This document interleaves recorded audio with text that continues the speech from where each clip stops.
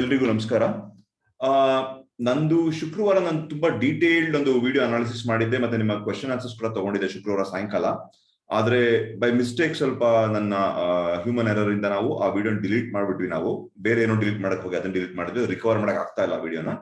So ಅದಕ್ಕೋಸ್ಕರ ಎಷ್ಟೊಂದು ಜನ ನೋಡಿಲ್ದೇ ಇರೋರು, ಮಿಸ್ ಮಾಡ್ಕೊಂಡಿರೋರು ಅನಾಲಿಸಿಸ್, ಅವರಿಗೋಸ್ಕರ ಒಂದು ಸಣ್ಣ ಒಂದು ವಿಡಿಯೋ ಮಾಡ್ತಾ ಇದ್ದೀನಿ ಇಲ್ಲಿ.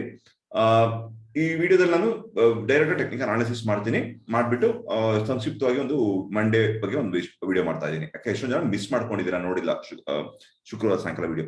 ಸೊ ಇಲ್ಲಿ ಅವರ್ಲಿ ಚಾರ್ಟ್ ಅಲ್ಲಿ ನಾನು ಅವರ್ಲಿ ಚಾರ್ಟ್ ಅಲ್ಲಿ ಫಸ್ಟ್ ವಿಷಯನ ಅಬ್ಸರ್ವ್ ಮಾಡ್ಬೇಕಾಗಿರಂದ್ರೆ, ಇಲ್ಲಿ ಒಂದು ಟ್ರೆಂಡ್ ತಗೊಂಡಿದೆ. ಟ್ರೆಂಡ್ ತಗೊಂಡು ಈ ಒಂದು ಪಾಯಿಂಟ್ ಅಲ್ಲಿ ಅದು ನಿಂತಿದೆ. ಆ ಒಂದು ಪಾಯಿಂಟ್ ಅಲ್ಲಿ ನೋಡಿದ್ರೆ ಈ ಪಾಯಿಂಟ್ ಅಲ್ಲಿ ಡೈವರ್ಜೆನ್ಸ್ ಇಲ್ಲ, ಅಂದ್ರೆ ಅವರ್ಲಿ ಡೈವರ್ಜೆನ್ಸ್ ಇಲ್ಲ.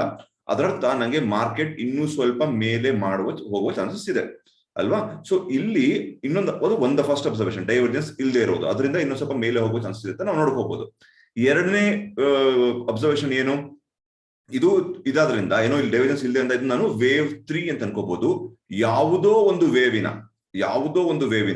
ವೇವ್ 3. ಸೊ ಯಾವುದೋ ಒಂದು ವೇವಿನ ಅಂದ್ರೆ ಈಗ ಒಂದು ವೇವ್ 1 ಅಂತ ಇದ್ರೆ ಅಕಸ್ಮಾತ್ ಇದನ್ನ 1 ಅಂತ ಕನ್ಸಿಡರ್ ಮಾಡಿದ್ರೆ, ಈ 1 ಒಳಗೆ 1 2 3 4 5 ಅಂತ ಇರುತ್ತೆ. ಸೊ ಈ ಒಂದು 1 ವೇವಿನ ವೇವ್ 3 ಆಗಿರಬಹುದು. ನನ್ನ ಅಪ್ ಟ್ರೆಂಡ್ ಶುರುವಾಗಿದ್ದರೆ ಈ ವೇವ್ 1ನ ವೇವ್ 3 ಇದು ಆಗಿರಬಹುದು, ಯಾವುದೋ ಒಂದು ಟೈಮ್ ಫ್ರೇಮಿನ ಅಂತ ಅನ್ಕೊಳ್ಳೋಣ ಈಗ. ಸೊ ನನಗೆ ಇದು ಒಂದು ವೇವ್ 3 ಆಗಿದೆ. ಸೊ ನನಗೆ ಇದೊಂದು ವೇವ್ 4 ಆಗ್ತಿರುವಾಗ ಕಾಣಿಸ್ತಾ ಇದೆ. ಇದನ್ನು ಇನ್ನು ಲೋವರ್ ಟೈಮ್ ಫ್ರೇಮ್ ಅಲ್ಲಿ ತೋರಿಸ್ತೀನಿ. ಒಂದು ವೇವ್ 4 ಆಗ್ತರ ತೋರಿಸ್ತಾ ಇದೆ, ಅದರಿಂದ ವೇವ್ 5 ಆಗ್ಬೇಕು ವೇವ್ 4 ಮುಗಿದ ಮೇಲೆ. ಅದಾದ ಮೇಲೆ ಒಂದು 2 ಶುರು ಅಪ್ ಟ್ರೆಂಡ್ ಆಗಿದ್ರೆ ಅಕಸ್ಮಾತ್, ಅಥವಾ ಅಗೇನ್ ರೈಡರ್ ಹೇಳ್ತಾ ಇದೀನಿ, ಅಪ್ ಟ್ರೆಂಡ್ ಆಗಿದ್ರೆ ಒಂದು 2 ಮಾಡಿ ಆಮೇಲೆ ಒಂದು 3 ಲಾಂಗರ್ ಟೈಮ್ ಫ್ರೇಮ್ 3 ಶುರು ಆಗ್ಬಹುದು ಅಂತ ಅನ್ಕೋತಾ ಇದೀನಿ. ಅದ್ ನೋಡೋಣ. ಬಟ್ ಸದ್ಯಕ್ಕೆ ನನಗೆ ಈ ಒಂದು ವೇವ್ ನಡೀತಾ ಇದೆ, ಈ ಒಂದು ಯಾವುದೋ ಒಂದು ವೇವ್ 1 ಅಂತಾನೆ ಅನ್ಕೊಳ್ಳೋಣ ಈಗ. ಅಪ್ ಟ್ರೆಂಡಿನ ಒಂದು ವೇವ್ 1 ಅಂತ ಅನ್ಕೊಂಡ್ರೆ, ಆ ವೇವ್ 1ನ ವೇವ್ 3 ಆಗಿದೆ, ಇದು ವೇವ್ 4 ಆಗ್ತಾ ಇದೆ ಅಂತ ನಾವು ಈ ತರ ಒಂದು ಊಹೆ ಮಾಡ್ಕೋಬಹುದು. ಓಕೆನಾ. ಈಗ ಇನ್ನು ನಾವು ಅನಾಲಿಸಿಸ್ ಫುಲ್ ಮಾಡ್ಕೊಂಡು ಆಮೇಲೆ ಹೇಳೋಣ. ಲೋವರ್ ಟೈಮ್ ಫ್ರೇಮ್ ಹೋಗಕ್ ಮುಂಚೆ ಡೈಲಿ ಚಾರ್ಟ್ ಹೋಗ್ತೀನಿ. ಈ ಡೈಲಿ ಚಾರ್ಟ್ ಅಲ್ಲಿ ನಾನು ಶುಕ್ರವಾರ ನಾನು ತೋರಿಸ್ಕೊಟ್ಟಿದ್ದೆ. ಈ ಬೇಸಿಕ್ ಯಾರ ಕಲ್ತ್ಕೋತೀರಾ ಅವ್ರಿಗೋಸ್ಕರ ಹೇಳ್ಕೊಟ್ಟಿದ್ದೆ ನಾನು. ಇದ್ರಲ್ಲಿ ನೀವು ನೋಡಿದ್ರೆ ಇದು ಒಂದು lower high lower low, lower high lower low, lower high lower low ಮಾಡ್ತಾರೆ. ಲೋವರ್ ಹೈ ಲೋವರ್ ಲೋ ಅಂದ್ರೆ ಏನು? ಲೋವರ್ ಹೈ ಲೋವರ್ ಲೋ ಅಂದ್ರೆ ಏನು ಅಂದ್ರೆ, ಈ ಹೈಗಿಂತ ಈ ಹೈ ಚಿಕ್ಕದಿದೆ, ಈ ಹೈಗಿಂತ ಈ ಹೈ ಚಿಕ್ಕದಿದೆ, ಈ ಹೈಗಿಂತ ಈ ಹೈ ಚಿಕ್ಕದಿದೆ. ಅದೇ ತರ ಈ ಲೋಗಿಂತ ಈ ಲೋ ಚಿಕ್ಕದಿದೆ, ಈ ಲೋಗಿಂತ ಈ ಲೋ ಚಿಕ್ಕದಿದೆ, ಈ ಲೋಗಿಂತ ಈ ಲೋ ಚಿಕ್ಕದಿದೆ. ಈ ತರ ಯಾವಾಗ ಲೋವರ್ ಹೈ ಲೋವರ್ ಲೋ ಮಾಡ್ತಾ ಇರುತ್ತೆ, ಈ ಪ್ಯಾಟರ್ನ್ಗೆ ನಾವು ಡೌನ್ ಟ್ರೆಂಡ್ ಅಂತ ನಾವು ಹೇಳ್ತೀವಿ. ಆಯ್ತಾ. ಡೌನ್ ಟ್ರೆಂಡ್ ಅಂದ್ರೆ ಮಾರ್ಕೆಟ್ ಕೆಳಗಡೆ. ಸೊ ಇದು ಸೆಲ್ ಆನ್ ಡಿಪ್ ಅಂತಾನು ಹೇಳ್ತೀವಿ. ಸೆಲ್ ಆನ್ ಡಿಪ್ ಅಂದ್ರೆ ಸೆಲ್ ಆನ್ ರೈಸ್ ಅಂತ ಹೇಳ್ತೀವಿ. ಸೆಲ್ ಆನ್ ರೈಸ್ ಅಂತ ಹೇಳಿದ್ರೆ ಯಾವಾಗ ಸ್ವಲ್ಪ ಮೇಲೆ ಹೋಗುತ್ತೆ ಅವಾಗ ಮಾರಿ ಕೆಳಗೋಗುತ್ತೆ, ಮಾರಿ ಕೆಳಗೋಗುತ್ತೆ, ಮಾರಿ ಕೆಳಗೋಗುತ್ತೆ ಅಂತ ಹೇಳ್ತಾರೆ. ಇದು ಪ್ರೈಸ್ ಆಕ್ಷನ್ ಅಲ್ಲಿ. ಬಟ್ ನಮ್ ವೇವ್ ಅನಾಲಿಸಿಸ್ ಅಲ್ಲಿ ನಾವು ಟ್ರೆಂಡ್ ಮತ್ತೆ ಕರೆಕ್ಷನ್ ಅಂತ ನಾವು ಓದ್ತೀವಿ ಯಾವತ್ತೂ ಅಲ್ವಾ. ಸೊ ಸದ್ಯಕ್ಕೆ ನಾನು ಬೇಸಿಕ್ ಇರೋರು ತೋರಿಸ್ಕೊಡ್ತಾ ಇದೀನಿ. ಇಲ್ಲಿ ತನಕ ನನಗೆ ಲೋವರ್ ಹೈ ಲೋವರ್ ಲೋನೇ ಮಾಡ್ತಾ ಇದೆ. ಅಪ್ ಟ್ರೆಂಡಿನ ಕನ್ಫರ್ಮೇಶನ್ ಬೇಕು ಅಂದ್ರೆ ನನಗೆ ಹೈಯರ್ ಹೈ ಹೈಯರ್ ಲೋ ಮಾಡಬೇಕು. ಹೈಯರ್ ಹೈ ಹೈಯರ್ ಲೋ ಅಂದ್ರೇನು? ಮಾರ್ಕೆಟ್ ಇದು ಹಿಂಗೆ ಅಂದ್ರೆ ಈ ಹೈಗಿಂತ ಈ ಹೈ ಇದೆ, ಈ ಹೈಗಿಂತ ಈ ಹೈ ಇದೆ, ಈ ಲೋಗಿಂತ ಈ ಲೋ ಹೈ ಇದೆ. ಇದಕ್ಕೆ ಲೋವರ್ ಹೈ ಹೈಯರ್ ಲೋ ಅಂತ ಪ್ಯಾಟರ್ನ್ ಹೇಳ್ತಾರೆ. ಈ ತರ ಪ್ಯಾಟರ್ನ್ ಬಂದ್ರೆ ಅಪ್ ಟ್ರೆಂಡ್ ಅಂತ ಹೇಳ್ತಾರೆ. ಸೊ ನನ್ನ ಪ್ರೈಸ್ ಆಕ್ಷನ್ ಪ್ರಕಾರನು ಇನ್ನೂ ನನಗೆ ಅಪ್ ಟ್ರೆಂಡಿನ ಕನ್ಫರ್ಮೇಶನ್ ಸಂಕೇತ ಸಿಕ್ಕಿದೆ, ಅಂದ್ರೆ ಇಂಡಿಕೇಶನ್ ಸಿಕ್ಕಿದೆ, ಕನ್ಫರ್ಮೇಶನ್ ಸಿಕ್ಕಿಲ್ಲ. ಕನ್ಫರ್ಮೇಶನ್ ಯಾವಾಗ ಸಿಗುತ್ತೆ ನನಗೆ? ನೋಡಿ, ಇಲ್ಲೊಂದು ಹೈ ಇದೆ, ಈ ಹೈಗೆ ನಿಂತ್ಕೊಂಡಿದೆ. ಈ ಏನು ಹೈ ಬಂದಿತ್ತು ಇದು ಲೋವರ್ ಹೈಗಳೇ ಇವೆಲ್ಲ ಅಲ್ವಾ. ಈ ಹೈಗೆ ನಿಂತ್ಕೊಂಡಿದೆ. ಇಲ್ಲಿಂದ ಮೇಲೆ ಹೋಗಿ ಒಂದು ಪ್ರೈಸ್ ಆಕ್ಷನ್ ಮಾಡಿ ಹಿಂಗ್ ಮಾಡಿದ್ರೆ ನನಗೆ ಅಪ್ ಟ್ರೆಂಡಿನ ಕನ್ಫರ್ಮೇಶನ್ ಸಿಗುತ್ತೆ. ಇವತ್ತವರೆಗೂ ಸಿಕ್ಕಿಲ್ಲ. ನನ್ನ ವೇವ್ ಅನಾಲಿಸಿಸ್ ಪ್ರಕಾರನೂ 16,850 ಅಂತ ಒಂದು ರೇಂಜ್ ಕೊಟ್ಟಿದ್ದೀನಿ ನಾನು. 750 ರೇಂಜ್ ಕೊಟ್ಟಿದ್ದು ನಾನು. ಆ 850 ಮೇಲೆ ಮೊಮೆಂಟಮ್ ಕ್ಲೋಸ್ ಆದ್ರೆ ನನಗೆ ಅಪ್ ಟ್ರೆಂಡ್ ನ ಸಂಕೇತ ನಾನು ವೇವ್ ಅನಾಲಿಸಿಸ್ ಪ್ರಕಾರ ಹೇಳಿದ್ದೀನಿ. ಸೊ ಅದ್ರ ಪ್ರಕಾರ ನನ್ನ ಪ್ರೈಸ್ ಆಕ್ಷನ್ ಮತ್ತೆ ವೇವ್ ಅನಾಲಿಸಿಸ್ ಪ್ರಕಾರ ನನಗೆ ಇನ್ನು ಅಪ್ ಟ್ರೆಂಡಿನ ಸಂಕೇತ ಸಿಕ್ಕಿಲ್ಲ. ಆಯ್ತಾ. ಕನ್ಫರ್ಮೇಶನ್ ಸಿಕ್ಕಿಲ್ಲ. ಬಟ್ ನನಗೆ ಸಂಕೇತ ಏನು? ಒಂದು ಕ್ವಿಕ್ ರಿವರ್ಸಲ್ ಆಗಿರುವ ತರ ನನಗೆ ಕಾಣಿಸ್ತಾ ಇದೆ. ಯಾವಾಗ 16,850 ದಾಟ್ಕೊಂಡು ಮೇಲೆ ಹೋಗುತ್ತೋ ಅವಾಗ ನನಗೆ ಒಂದು ಅಪ್ ಟ್ರೆಂಡಿನ ಒಂದು ಕನ್ಫರ್ಮೇಶನ್ ನನಗೆ ಸಿಗುವ ಸಾಧ್ಯತೆ ಇದೆ. ಸೊ ಇದು ಒಂದು ಅಪ್ ಟ್ರೆಂಡಿನ ಕನ್ಫರ್ಮೇಶನ್ ಆಯ್ತು. ನನಗೆ ಲೋವರ್ ಸೈಡ್ ಅಲ್ಲಿ ಇವತ್ತಿಗೂ ಇನ್ನೂ ಮಾರ್ಕೆಟ್ ಅಕಸ್ಮಾತ್ ಏನಾದ್ರು ಇದು ಎಕ್ಸ್ ವೇವ್ ಆಗಿ ಪರಿಗಣಿಸಿದ್ರೆ, ಆಲ್ರೆಡಿ ಹೇಳಿದೀನಿ A equal to C point ಮಾಡ್ಬಿಟ್ಟಿದೆ, already A equal to C ಈ ಪಾಯಿಂಟ್ ಮಾಡ್ಬಿಟ್ಟಿದೆ. ಇದು ಎಕ್ಸ್ ವೇವ್ ಆದರೆ ಅಕಸ್ಮಾತ್ ಇನ್ನೊಂದು ಎ ಬಿ ಸಿ ಕೆಳಗಡೆ ಬರುತ್ತೆ, ಅದರ ಕನ್ಫರ್ಮೇಶನ್ ಬೇಕು ಅಂದ್ರೆ 15,800 ಕೆಳಗೆ ನನಗೆ ಮೊಮೆಂಟಮ್ ಕ್ಲೋಸ್ಗಳು ಆ ರೇಂಜ್ ಇದೆ. ಆ ಒಂದು ಬಾಕ್ಸ್ ತೋರಿಸ್ತೀನಲ್ಲ ಡೈಲಿ ಫ್ರೇಮ್ ಅಲ್ಲಿ ಹಿಂದ್ಗಡೆ ಒಂದು ಪ್ರೈಸ್ ಆಕ್ಷನ್ ಬಾಕ್ಸ್ ಇದೆಯಲ್ಲ, ಅದು 15,650 800 ಈ ರೇಂಜ್ ಏನೋ ಬರ್ತದೆ. ಆ ರೇಂಜ್ ನ ಬೀಟ್ ಮಾಡ್ಕೊಂಡು ಕೆಳಗೋದ್ರೆ ನನಗೆ ಇದು ಎಕ್ಸ್ ವೇವ್ ಮಾಡಿದ್ರೆ ಎ ಬಿ ಸಿ ಹೋಗುತ್ತೆ ಅಂತ ಅರ್ಥ. ಓಕೆನಾ, ಇದು ಎಕ್ಸ್ ವೇವ್ ತರ ಪರಿಗಣಿಸ್ತಾರೆ. ಇನ್ನೂವರೆಗೂ ಇದು ಎಕ್ಸ್ ವೇವ್ ತರ ಕಾಣಿಸ್ತಾ ಇಲ್ಲ, ಇದೊಂದು ಫಾಸ್ಟ್ ರಿವರ್ಸಲ್ ತರಾನೇ ಇದುವರೆಗೂ ಕಾಣಿಸ್ತಾ ಇದೆ. ನೋಡೋಣ ಯಾವ ರೀತಿ ಆಗುತ್ತೆ ಅಂತ. ಸೊ ಇದಿಷ್ಟು ಒಂದು ಕತೆ ಆದ್ರೆ ಈಗ ನಾನು ಡೈರೆಕ್ಟ್ ಆಗಿ 5 ಮಿನಿಟ್ಸ್ ಸ್ಟಾರ್ಟ್ ಹೋಗ್ತೀನಿ. ಈ 5 ನೋಡಿ ಅವರ್ಲಿ ಡೈವರ್ಜೆನ್ಸ್ ಇರ್ಲಿಲ್ಲ, ಜ್ಞಾಪಿಸ್ಕೊಳ್ಳಿ, ಮತ್ತೆ ಹೇಳ್ತಾ ಇದೀನಿ. ಈಗ ಎಲ್ಲಿ ಹೋಗೋದು ಮಾರ್ಕೆಟ್ ಅಂತ ನೋಡೋಣ. ಓಕೆನಾ, ಸೊ ನಾನು ಆಕ್ಚುಲಿ 2 ದಿನದ ಅನಾಲಿಸಿಸ್ ಮಾಡಲಿಲ್ಲ, ಗುರುವಾರ ಅನಾಲಿಸಿಸ್ ಮಾಡಿರ್ಲಿಲ್ಲ ಅಲ್ವಾ, ಅದಕ್ಕೆ ಶುಕ್ರವಾರ 2 ದಿನದ ಅನಾಲಿಸಿಸ್ ಮಾಡ್ತಾ ಇದ್ದೆ. ಮೊನ್ನೆ ಫ್ರೈಡೆ ಮಾಡಿದ್ದೆ, ಯಾರು ಮತ್ತೆ ರಿಪೀಟ್ ನೋಡೋರ್ಗೆ ಹೇಳ್ತಿರ್ತೀನಿ. ಸೊ ಈ ಪಾಯಿಂಟ್ ನಾವು ಅವರ್ಲಿ ನೋಡಿದ್ವಿ, ಡೈವರ್ಜೆನ್ಸ್ ಇರ್ಲಿಲ್ಲ ನೋಡಿ. ಈ ಪಾಯಿಂಟ್ ಅವರ್ಲಿ ಡೈವರ್ಜೆನ್ಸ್ ಇಲ್ಲ, 5 ಮಿನಿಟ್ಸ್ ಕೂಡ ಡೈವರ್ಜೆನ್ಸ್ ಇಲ್ಲ.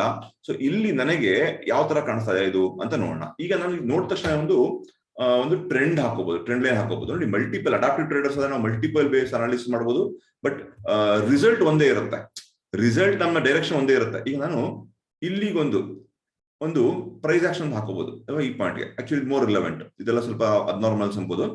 ತಗೊಂಡು ಈ ಪಾಯಿಂಟ್ಗೆ ಒಂದು ಟ್ರೆಂಡ್ ಲೈನ್ ಹಾಕೋಬಹುದು, ಯಾಕಂದ್ರೆ ಈ ಟ್ರೆಂಡ್ ಲೈನ್ ಮೋಸ್ಟ್ ರಿಲೆವೆಂಟ್ ಆಗಿದೆ. ನೋಡಿ ಈ ಪಾಯಿಂಟ್ ಅಲ್ಲಿ ಸಪೋರ್ಟ್ ತಗೋತಾ, ಇಲ್ಲಿ ಸಪೋರ್ಟ್ ತಗೊಂಡಿದೆ, ಇಲ್ಲಿ ಸಪೋರ್ಟ್ ತಗೊಂಡಿದೆ, ಈ ಪಾಯಿಂಟ್ ಅಲ್ಲಿ ತಗೋಬಹುದು. ಅದೇ ರೀತಿ ಮೇಲ್ಗಡೆ ಅಪ್ ಸೈಡ್ ಕೂಡ ಒಂದು ಟ್ರೆಂಡ್ ಲೈನ್ ನಾನು ಹಾಕೋಬಹುದು. ಕರೆಕ್ಟಾ, ಈ ತರ ಒಂದು ಟ್ರೆಂಡ್ ಲೈನ್ ಹಾಕೋಬಹುದು. ನೋಡಿ ಕಾಣಿಸ್ತಾ ಇದೆ ಇಲ್ಲಿ. ಈಗ ಈ ತರ ತಗೊಂಡಾಗ ಇಲ್ಲಿ ಸಪೋರ್ಟ್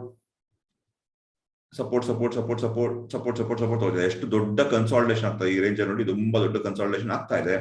ಜೊತೆಗೆ ಇದು ಎಷ್ಟು ರಿಲೆವೆಂಟ್ ಅಂತ ಹೇಳಿದ್ರೆ ನಮ್ಗೆ ನೋಡಿ, ಇದು ಹಿಂದೆ ಹೋಗ್ತೀನಿ, ಸ್ವಲ್ಪ ಹಿಂದೆ ಹೋಗ್ತೀನಿ. ನೋಡಿ ಇಲ್ಲಿ ಕಾಣಿಸ್ತಾ ಇದೆಯಾ, ಇದೇ ಟ್ರೆಂಡ್ ಲೈನ್ ಈ ಲೆವೆಲ್ ಇಲ್ಲಿ ಹಾಕೊಂಡಿದ್ದೀನಿ ನಾನು. ಈ ಪಾಯಿಂಟ್ ಅಲ್ಲಿ ಹಾಕೊಂಡಿರೋದು ನಾನು, ಈ ಟ್ರೆಂಡ್ ಲೈನ್ ಈ ಪಾಯಿಂಟ್ ಅಲ್ಲಿ ಹಾಕೊಂಡಿರೋದು ನಾನು. ಇಲ್ಲೂ ಕೂಡ ತುಂಬಾ ಹಿಂದೆ ಕೂಡ ಆ ಟ್ರೆಂಡ್ ಲೈನ್ ರಿಲೆವೆಂಟ್ ಆಗಿದೆ. ರಿಲೆವೆಂಟ್ ಅಂದ್ರೇನು, ಅದು ಕರೆಕ್ಟ್ ಆಗಿದೆ, ರಿಲೆವೆಂಟ್ ಆಗಿ ಸ್ವಲ್ಪ ಅಡ್ಜಸ್ಟ್ ಮಾಡ್ಕೊಂಡ್ರೆ ನಿಮ್ಗೆ ಪರ್ಫೆಕ್ಟ್ ಕಾಣಿಸ್ತಾ ಇದೆ ನಿಮ್ಗೆ. ಸೊ ಈ ಟ್ರೆಂಡ್ ಲೈನ್ ಕೆಳಗಡೆಗೂ ಸಪೋರ್ಟ್ ಇದೆ, ಮೇಲ್ಗಡೆ ಸಪೋರ್ಟ್ ಇದೆ. ಸೊ ಈ ರೇಂಜ್ ಬಂದು ತುಂಬಾ ದಿನದ ಕನ್ಸಾಲಿಡೇಷನ್ ಅಂತ ನಾವು ಬೇಕಾದ್ರೆ ಇಲ್ಲಿ ಹೇಳ್ಬೋದು.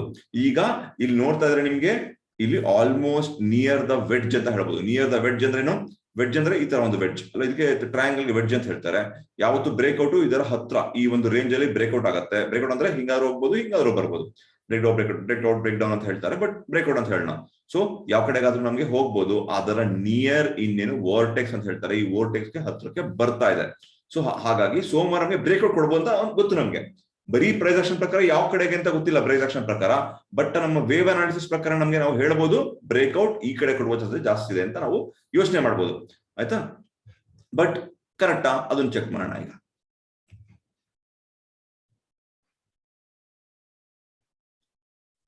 ನೋಡೋಣ, ನಾನು ವೇವ್ ಅನಾಲಿಸಿಸ್ ಪ್ರಕಾರ ಏನ್ ಹೇಳ್ತೀನಿ ನೋಡೋಣ. ಈಗ ಇಲ್ಲಿಂದ ಇಲ್ಲಿಗೆ ಒಂದು ವೇವ್ ಅನಾಲಿಸಿಸ್ ನಾನು ಇದು ಹಾಕೋತೀನಿ. ಈಗ ಏನು ನೋಡೋಣ, ಒಂದು ನಿಮಿಷ. ಇದೊಂದು ಹೈ,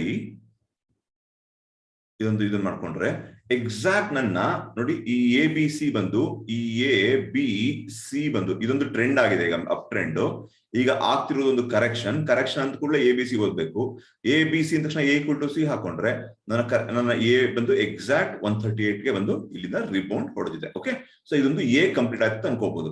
ಈಗ ಇಲ್ಲಿಂದ ಇಲ್ಲಿಗೆ ಆಗ್ತಿರೋದು ನೀವು ನೋಡಿದ್ರೆ ವೆರಿ ವೆರಿ ಕ್ಲಿಯರ್ ಆಗಿ ನನಗೆ ಈ ಪಾಯಿಂಟ್ ಇಂದ ಈ ಪಾಯಿಂಟ್ ವೆರಿ ಕ್ಲಿಯರ್ ಆಗಿ ನನಗೆ ಇದು ಒಂದು ಎಕ್ಸ್ ವೇವ್ ತರ ಕಾಣಿಸ್ತಾ ಇದೆ. ಇದು ಎ ಬಿ ಸಿ ಅಂದ್ರೆ ಇದನ್ನ ಎಕ್ಸ್ ವೇವ್ ಅನ್ಬೋದು, ಅಥವಾ ಇದಿಷ್ಟನ್ನು ಎ ಅಂತ ಓದಿದ್ರೆ ಇದನ್ನ ನಾನು ಬಿ ಅಂತ ಓದ್ಬೋದು ಅಲ್ವಾ. ಎರಡು ಸೇಮೇನೆ. ಈಗ ಇದನ್ನ ನಾನು ಎ ಬಿ ಸಿ ಅಂತ ಓದಿದ್ರೆ ಇದನ್ನ ಎಕ್ಸ್ ವೇವ್ ಅಂತ ಓದ್ತೀನಿ. ಇದನ್ನ ಫುಲ್ ಎ ಅಂತ ಓದಿದ್ರೆ ಇದನ್ನ ನಾನು ಬಿ ಅಂತ ಓದ್ತೀನಿ. ಸೊ ಇದು ಬಿ ಆದರೆ ನನಗೆ ಅರ್ಥ ಮಾಡ್ಕೊಳ್ಳಿ, ಸ್ವಲ್ಪ ಅರ್ಥ ಮಾಡ್ಕೊಳ್ಳಿ. ಇಲ್ಲಿ ಇದು ಬಿ ಆದರೆ ನೆಕ್ಸ್ಟ್ ನನಗೆ ಸಿ ಯಾವ ಕಡೆ ಹೋಗ್ಬೇಕು, ಎ ಈಕ್ವಲ್ ಟು ಸಿ ಕೆಳಗಡೆ ಹೋಗ್ಬೇಕು ಅಲ್ವಾ. ಸೊ ಆ ಕೆಳಗಡೆ ಹೋಗ್ಬೇಕು ಅಂದ್ರೆ ನನ್ನ ರೇಂಜ್ ಯಾವುದು ಅಂತ ಚೆಕ್ ಮಾಡೋಣ. ಈಗ ನೋಡಿ ಎಷ್ಟು ಬ್ಯೂಟಿಫುಲ್ ಆಗಿರುತ್ತೆ ನಮ್ಮ ವಿಶ್ಲೇಷಣೆ ಅಂದ್ರೆ ನಾವು ಎಂತ ಚೆನ್ನಾಗಿ ನಾವು ಅರ್ಥ ಮಾಡ್ಕೋಬಹುದು. ಈಗ ಇದು ನಾನು ಎ ಬಿ ಸಿ ಅಂತ ಅನ್ಕೊಂಡ್ರೆ, ಈ ತರ ಅನ್ಕೊಂಡ್ರೆ ನನ್ನ ಲೆವೆಲ್ಗಳು ಬಂದು 16,375 ಈ ಒಂದು ರೇಂಜ್ ತೋರಿಸ್ತಾ ಇದೆ ಅಲ್ವಾ. ಸೊ ಅದೇ ರೀತಿ ಈಗ ನಾನು ಇದನ್ನ ಎ ಬಿ ಸಿ ಅಂತ ಅನ್ಕೊಂಡ್ರು, ನಾನು ನೋಡಿ ಇದನ್ನ ಎ ನೋಡಿ ಸಿ ವೇವಿನ ABC ಮಲ್ಟಿಪಲ್ ತರ ನಾನು ಅನಲೈಸ್ ಮಾಡಬಹುದು ಅಲ್ವಾ. ಸಿ ವೇವಿನ ABC ಅದು ಕೂಡ ಇಲ್ಲಿ ಮಾಡೋದ್ರೆ ನಾನು ಇದೊಂದು ಟ್ರೆಂಡ್ ತರ ಕೆಳಗಡೆ ಹೋಗ್ಬೋದು. ಈ ರೇಂಜ್ 1.6 ದಾಟ್ಕೊಂಡು ಈ ಒಂದು ಟ್ರೆಂಡ್ ತರ ಬಂದು ಈ ಬರ್ಬೋದು. ಇದೊಂದು ಪ್ರೈಸ್ ಆಕ್ಷನ್ ಲೆವೆಲ್ ಕೂಡ, ಇಲ್ಲೊಂದು ಪ್ರೈಸ್ ಆಕ್ಷನ್ ಲೆವೆಲ್ ಕೂಡ ಇದೆ. ಸೊ ನನಗೆ ಅಕಸ್ಮಾತ್ ಮಾರ್ಕೆಟ್ ಸೋಮವಾರ ಎಲ್ಲ ಪಾಸಿಬಿಲಿಟೀಸ್ ಹೇಳ್ತಾ ಕೇಳ್ಕೊಳ್ಳಿ. ಮತ್ತೆ ಈಗ ಪಾಸಿಬಿಲಿಟೀಸ್ ಏನೇನು ಅಂತ ಹೇಳ್ತೀನಿ. ನನ್ನ over all near by trend ಬಂದು ಅಪ್ ಟ್ರೆಂಡ್ ಮೇಲ್ಗಡೆ ಅಪ್ ಟ್ರೆಂಡ್ ಅಂದ್ರೆ ಮೇಲ್ಗಡೆ ಹೋಗ್ಬೇಕು. ಯಾಕೆ ಅಂದ್ರೆ ಅವರ್ಲಿ ಡೈವರ್ಜೆನ್ಸ್ ಇಲ್ಲ. ನನ್ನ ಪ್ರೈಸ್ ಆಕ್ಷನ್ ಇದ್ರ ಪ್ರಕಾರ ದೊಡ್ಡ ಒಂದು ಟ್ರೆಂಡ್ ತಗೊಂಡಿದೆ, ಪಾಯಿಂಟ್ ಮಾಡಿ ಈಗ ಒಂದು ಕರೆಕ್ಷನ್ ಮಾಡ್ತಾ ಇದೆ. ಇಲ್ಲಿ ಕರೆಕ್ಷನ್ ಅಲ್ಲಿ ಒಂದು ವೆಡ್ಜ್ ತರ ಕಾಣಿಸ್ತಾ ಇದೆ. ಸೊ ನನ್ನ ಬ್ರೇಕ್ಔಟ್ ಅಂದ್ರೆ ನನ್ನ ಈ ಕಡೆ ಎಂಟ್ರಿ ಈ ಕಡೆ ಇರಬೇಕು. ಬಟ್ ನನ್ನ ವೇವ್ ಅನಾಲಿಸಿಸ್ ಪ್ರಕಾರ ಇನ್ನೊಂದು ಡೌನ್ ಬಾಕಿ ಇದೆ. 16,375 350ಇಂದ 16,350 ಇದೊಂದು ಬಾಕಿ ಇದೆ ಅಂತ ಅನ್ಸ್ಬೋದು ಅಕಸ್ಮಾತ್ ಫುಲ್ ವೇವ್ ಮಾಡಿದ್ರೆ. ಫೇಲ್ಡ್ ಸಿ ಆದ್ರೆ ಒಂದು ಸರಿಗೆ 5 ಮಾಡಕ್ ಹೊರಟೋಗ್ಬೋದು ವೆಡ್ಜ್ ನ ಬಿಟ್ ಮಾಡ್ಕೊಂಡು. ಸೊ ಈಗ ನಾವು ಯಾವ ತರ ಅನಲೈಸ್ ಮಾಡ್ಬೇಕು ಸೋಮವಾರಕ್ಕೆ ಅಂತ ಹೇಳ್ತೀನಿ. ಸೋಮವಾರಕ್ಕೆ ನಾವು ಅಕಸ್ಮಾತ್ ಮಾರ್ಕೆಟ್ ಗ್ಯಾಪ್ ಅಪ್ ಆಯ್ತು ಅಥವಾ ಮೇಲ್ಗಡೆ ಹೋಗ್ಲಿಕ್ಕೆ ಶುರು ಆಯ್ತು, ಈ ತರ ಮಾಡಿ ಒಂದು ಟ್ರೆಂಡ್ ಮಾಡಿ ಮೇಲೆ ಹೋಗ್ಲಿಕ್ಕೆ ಶುರು ಆಯ್ತು ಗ್ಯಾಪ್ ಅಪ್ ಮಾಡ್ಕೊಂಡು, ಅಂದರೆ ಈ ಒಂದು ವೇವಿನ ವೇವ್ 5 ಶುರುವಾಗಿದೆ ಅಂತ ಅರ್ಥ. ಆ ವೇವ್ 5 ಶುರುವಾಗಿದೆ ಅಂದ್ರೆ ಆ ವೇವ್ 5 ನಾನು ಡೈವರ್ಜೆನ್ಸ್ ನೋಡ್ಬೋದು. ಅಥವಾ ಈ 1 2 ಇದು 1 ಇದು 2 ಇಲ್ಲಿಂದ ಇಲ್ಲಿಗೆ ನಾನು ಫಿಬೊನಾಚಿ ಹಾಕೊಂಡು ಇಲ್ಲಿಂದ ಇದು 1 2 3 4 ಮುಗ್ದಿರುತ್ತೆ 5 ಶುರು ಆದ್ರೆ ಅಲ್ವಾ. ಸೊ ಈ ಪಾಯಿಂಟ್ ಇಂದ ಈ ಪಾಯಿಂಟ್ಗೆ ನಾನು ಫಿಬೊನಾಚಿ ಹಾಕೊಂಡ್ರೆ ಈ ತರ ನನ್ನ 5 ನನಗೆ ಲೆವೆಲ್ಗಳು ಗೊತ್ತಾಗತ್ತೆ. ಓಕೆನಾ, ಅದು ನನ್ನ 5 ಟಾರ್ಗೆಟ್ಗಳು ಆಗತ್ತೆ. ಆ 5 ಮುಗಿದ್ಮೇಲೆ ಮತ್ತೆ 2 ಶುರು ಆಗುತ್ತೆ. ಓಕೆನಾ, ಇದು ಮೇಲ್ಗಡೆ ಹೋದ್ರೆ ಅಕಸ್ಮಾತ್ ಕೆಳಗಡೆ ಬ್ರೇಕ್ಔಟ್ ಕೊಡ್ತು ನೋಡಿ, ಇಲ್ಲಿ ಈ ತರ ಇದೆ. ಅಕಸ್ಮಾತ್ ಕೆಳಗಡೆ ಬ್ರೇಕ್ಔಟ್ ಕೊಟ್ರೆ ನಿಮ್ಮ ನಿಯರೆಸ್ಟ್ ಟಾರ್ಗೆಟ್ ಬಂದು 16,350ರಿಂದ 75. ಓಕೆ, ಇದು ನನ್ನ ವೇವ್ ಕಂಪ್ಲೀಟ್. ಈ ಒಂದು A = C ಕಂಪ್ಲೀಟ್ ಮಾಡಕ್ಕೆ ಅಲ್ಲಿ ಹೋಗ್ತಾ ಅಂತ ನಾವು ಅನ್ಕೋಬಹುದು. ಸೊ 16,375ರಿಂದ 350 ನನಗೆ ಒಂದು ನಿಯರ್ ಟಾರ್ಗೆಟ್ 1 ಫಾರ್ ಡೌನ್ ಕೆಳಗಡೆ ಹೋಗ್ಲಿಕ್ಕೆ. ಅದಾದ್ಮೇಲೆ ನಮಗೆ ರಿವರ್ಸಲ್ ನೋಡ್ತಾ ಹೋಗ್ಬೇಕು. ರಿವರ್ಸಲ್ಗೋಸ್ಕರ ಇಚಿಮೋ ಕೊಂಡ್ರೆ ನಮಗೆ ರಿವರ್ಸಲ್ ಗೊತ್ತಾಗುತ್ತೆ. ಇದಿಷ್ಟು 16,350 ಬೀಟ್ ಮಾಡ್ಕೊಂಡು ಕೆಳಗೆ ಹೋದ್ರೆ 15,800 ರೇಂಜ್ಗಳನ್ನ ಅಬ್ಸರ್ವ್ ಮಾಡಿ. 15,800 ಮತ್ತೆ ಲೋವರ್ ರೆಸಿಸ್ಟೆನ್ಸ್ ಇದೆಯಲ್ಲ, ಲೋವರ್ ಸಪೋರ್ಟ್ ಆ ಲೆವೆಲ್ಗೆ ನಾವು ಅಬ್ಸರ್ವ್ ಮಾಡಬಹುದು. ಮೇಲ್ಗಡೆಗೆ 5 ಟಾರ್ಗೆಟ್ ಕೊಟ್ಟೆ ಹೆಂಗ್ ಕಂಡಿದೆ ಅಂತ ಆ 5 ಟಾರ್ಗೆಟ್ ನೋಡ್ಕೊಳ್ಳಿ. ಕೆಳಗಡೆಗೆ ನಮ್ಗೆ ಆಮೇಲೆ ಬಿ ಶುರು ಆಗುತ್ತೆ. ಬಿ ಶುರು ಆದ್ಮೇಲೆ ಬಿ ಶುರು ಆದ್ರೆ 3 ನಮ್ಗೆ ಬಂಪರ್ ಲಾಟ್ರಿ. ಓಕೆನಾ, ಸೊ ಇದಿಷ್ಟು ನಮ್ಮ ಇವತ್ತಿನ ವಿಶ್ಲೇಷಣೆ. ಓಕೆ, ಸೊ 2 ದಿನದ ವಿಶ್ಲೇಷಣೆ ಮಾಡಿರ್ಲಿಲ್ಲ. ಆ 2 ದಿನದ ವಿಶ್ಲೇಷಣೆ ನಾನು ಇವತ್ತು ನಿಮ್ಗೋಸ್ಕರ ಮಾಡಿದ್ದೀನಿ. ಸೊ ಫ್ರೈಡೆ ಮತ್ತೆ ಥರ್ಸ್ಡೇ ಹೆಂಗ್ ಟ್ರೇಡ್ ಮಾಡಿದ್ರೆ ಇವತ್ತು ಹೇಳೋ ಟೈಮ್ ಆಗಲ್ಲ ಅನ್ಸುತ್ತೆ. ಅದನ್ನ ಇನ್ನೊಂದಿನ ಮತ್ತೆ ಮಾಮೂಲಿ ರೆಗ್ಯುಲರ್ ಇದ್ರಲ್ಲಿ ಹೇಳ್ತೀನಿ. But otherwise projection for Monday ಈ ತರ ಇದೆ.